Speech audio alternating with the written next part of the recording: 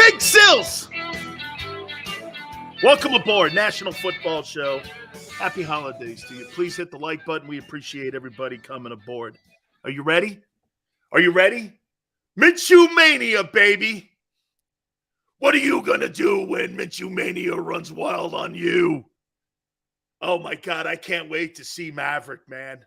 Maverick, no goose. Just Minshew, man, with the long hair. You see the hair, too? This guy is built for this moment. This dude's built for this moment. I love it.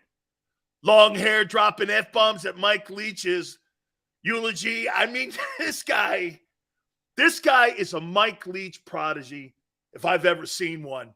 This guy doesn't give a shit where he is, who he's talking to. This guy's at a funeral dropping F-bombs at a eulogy. Mike Leach would have been so... First thing I saw when I saw the highlights from that eulogy that he gave for Mike Leach, I'm like, dude, he would have been so proud of Gardner Minshew dropping that F-bomb. This guy's got the it factor. I dig this kid. This kid's going to make a lot of money, too, in the offseason. Now, look, I'm not talking 25, 30 million bucks. I think he's making like $2.5 million now. But he's going to double that somewhere, and someone may even give him an opportunity to start on their team. You know, this is one of the great moves that Howie didn't make. And I mean by this is, hey, Seattle called, right? Seattle called. Indianapolis called. There were teams all over the league calling for this kid. Howie goes, I don't think so. He even got calls on the trading deadline. Now, Howie goes, no. So this is one of the great moves he didn't make by sending him somewhere for a draft choice. Pretty good stuff, man. Howie's had a hell of a year. He really has. And if you don't know by now, Gardner Minshew will start on Saturday versus the Dallas Cowboys. The line now is 6 points. I think people should grab that. I don't see the Dallas Cowboys beating the Philadelphia Eagles on Saturday. Why? Why would I? Why? I don't see it. I think Minshew is very capable of winning a ball game.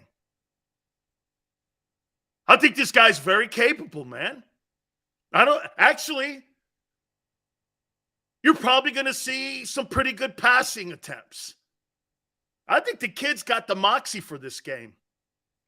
I think he's actually a little bit of Nicky Six in him. There's a little bit of Nicky Six. You know what I mean? There's kind of that mojo and that, that swagger kind of stuff. I like this kid, man. Now, look, would I want him franchising my quarterback or franchising my football team on a weekly basis? Probably not. But look at the storylines that we're seeing in San Francisco with some of these guys. Garoppolo, Brock Purdy. Look at Geno Smith. Geno Smith was named to a Pro Bowl. Geno Smith. I had to look it up 5 times. I mean, amazing. By the way, I got a treat for you guys. The criminal element of the National Football League will be with us at the bottom of the hour. The Immaculate Reception. 50 years. The anniversary is tomorrow. They're going to honor the game on Saturday. The passing of Franco Harris. I'm sorry, folks. I come from a different angle. I think it's the biggest robbery in the history of the National Football League. I think the Raiders got jobbed in that game. George Atkinson, who roamed the secondary with this man here, Jack Tatum, my friend. The criminal element, what Chuck Noll called him, will join us at the bottom of this hour. He's part of the broadcast team for the Raiders, too. Hour number 2, Merrill Reese will join us, 4:30 Eastern time.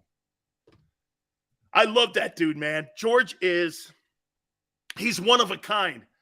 And those Raider teams back in the day where George played with Tatum, dude, man, they suspended them guys, mugging Lynn Swann.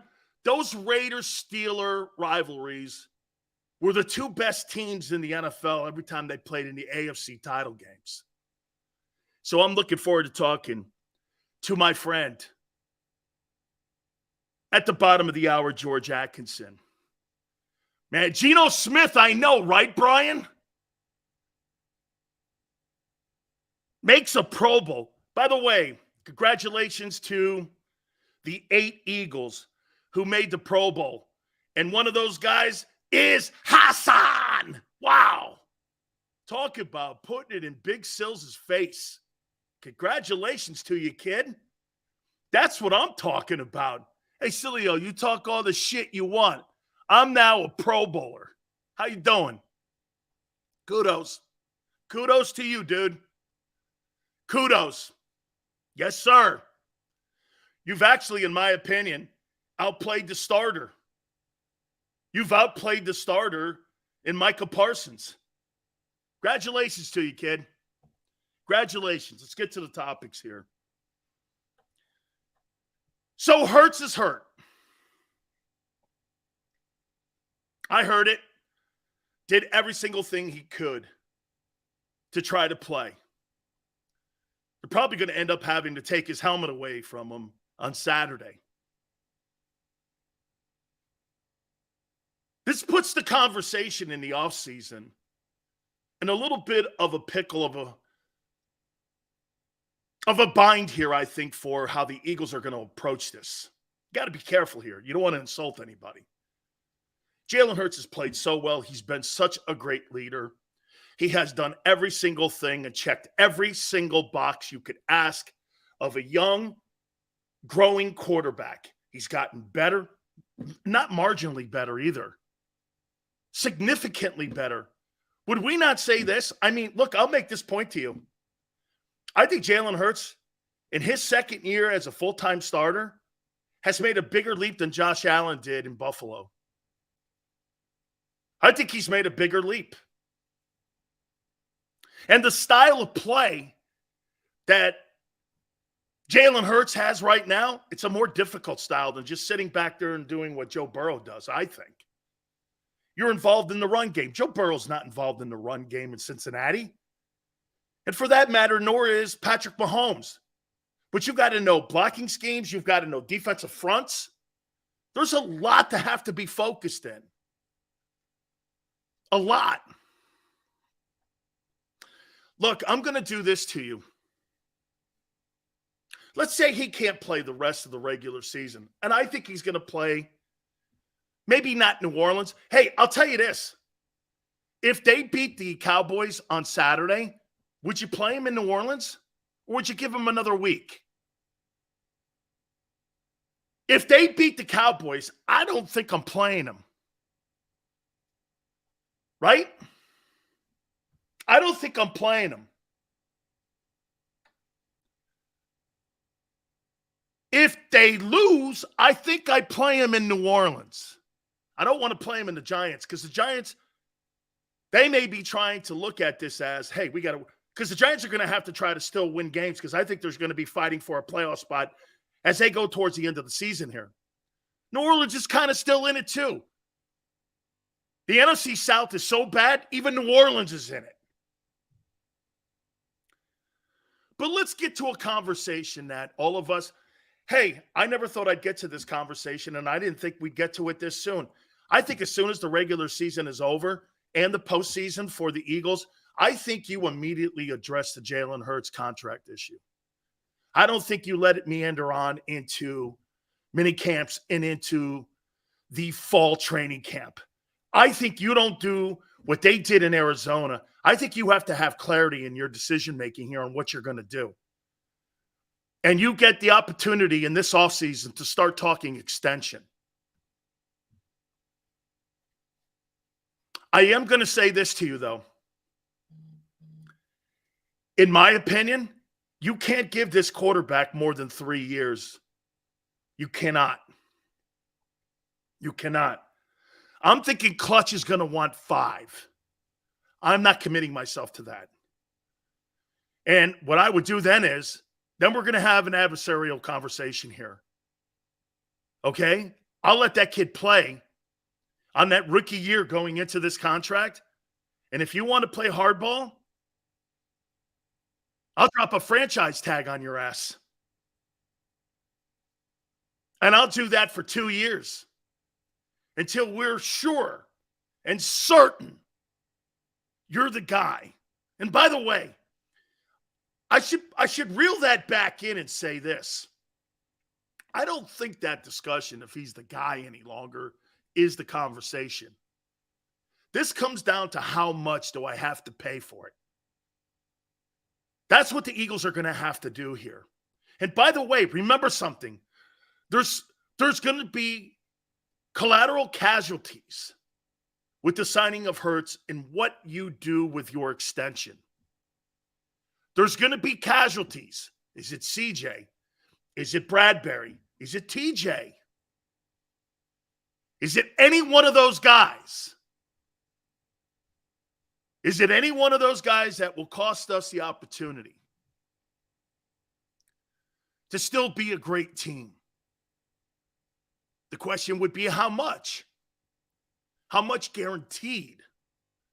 What's the contract going to look like? Deshaun Watson's or Patrick Mahomes's? Or the one that was offered in Baltimore to Lamar Jackson? There's something else to think about here. Do you let Lamar deal with his contract first if you're Jalen Hurts in Clutch Sports? Or do you go with what the market has been set with Kyler Murray? You see, remember something here. Jalen Hurts is not Deshaun Watson. He doesn't have that skill set of Deshaun Watson. He doesn't. He has the skill set of Kyler Murray and the guy in Baltimore. And by the way, once again, he doesn't have the passing accuracy, nor does he have the passing skill of Josh Allen. They're not the same guy. They basically do the same thing, but Josh is better. There's not a general manager on the planet that would say, I'll draft Jalen Hurts over Josh Allen. Nobody in their right mind out of Philly, outside of Philly, would do that. Nobody. So there's a difference on how, to me, the benchmarks are Murray and Lamar. Don't pay him till the last game, first quarter, maybe two. Don't play him. I'm not playing him in this Dallas game. If they ruled him out on Thursday, they're not sure he's healthy. I'm sure Jalen did every single thing to want to play in this game. But the coaches did the right thing along with the organization. Okay? Ron says, disagree, Josh only has a better arm. He's not more accurate. Ron, he's a better player. Josh Allen's a better football player than Jalen Hurts. It's okay. He's actually, Ron, let me quantify that better. He's a more talented player. Aaron Rodgers is more talented than Tom Brady. That's what make him a better quarterback. You guys keep putting that into the same room. It's not. Steve Young was a better athletic quarterback than Joe Montana. Montana was a better quarterback. Don't you guys see that? Don't be offended by that. Aaron Rodgers is one of the greatest talents in the history of the league. But he's not a better quarterback than Joe. Or, than Tom. He's not. He's not. It's okay. It's okay. For what and who he is, he's accomplished so much. By the way, we could dissect it. Is he smarter than Josh? Yes. Is he a better runner than Josh Allen? I don't know. They're probably pretty equal. He's a 6'5" kid, though. I still think they have to do a better job of coaching him.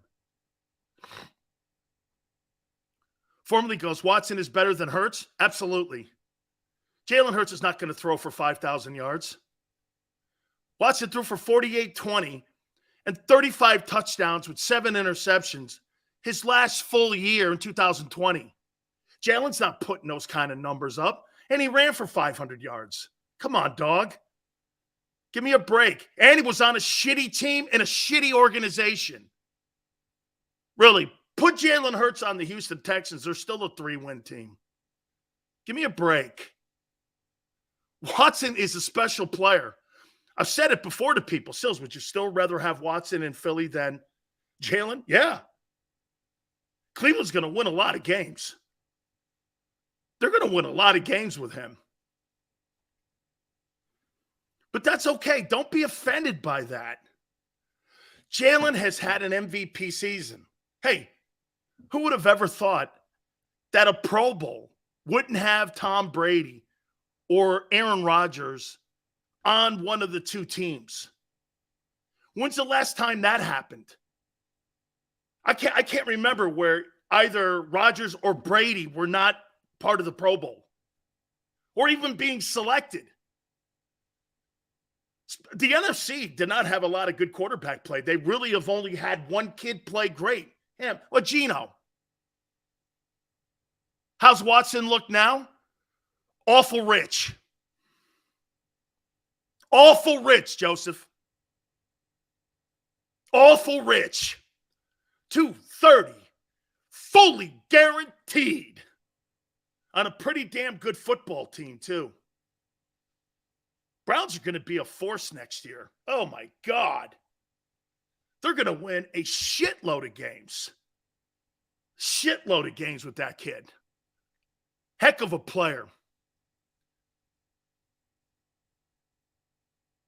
I'd rather have Brady or Rodgers just like Hurts over Allen. Okay.